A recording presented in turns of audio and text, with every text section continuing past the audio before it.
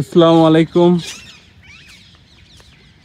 আজকে আমি আছি দিল্লির ये कौन सा जगह है, नाम क्या है इसका?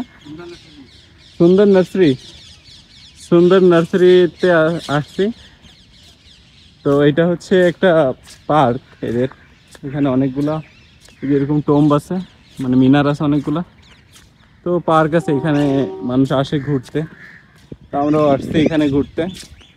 তো পার্কটা অনেক পরিষ্কার, অনেক পরিচ্ছন্ন।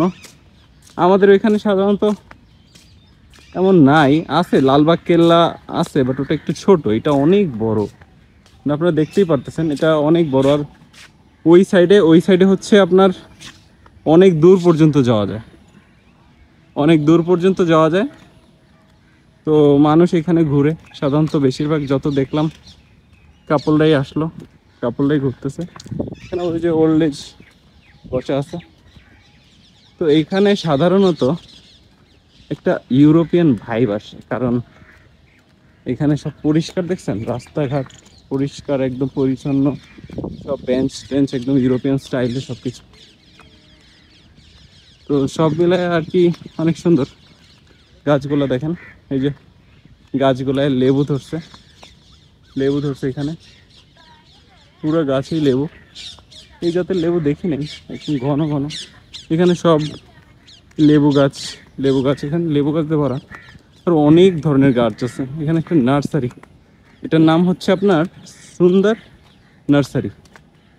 হ্যাঁ, এই যে দেখেন কি সুন্দর নার্সারি এটা, আর একদম পরিষ্কার পরিচ্ছন্ন।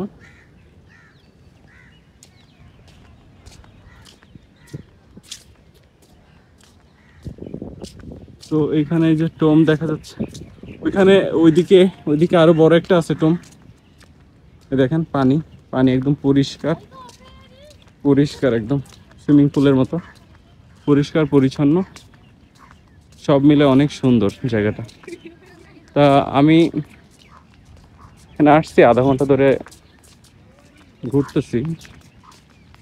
তো সব মিলিয়ে ভালোই লাগছে, এখানে খারাপ না, এখানে কাজ করতেছে সবাই।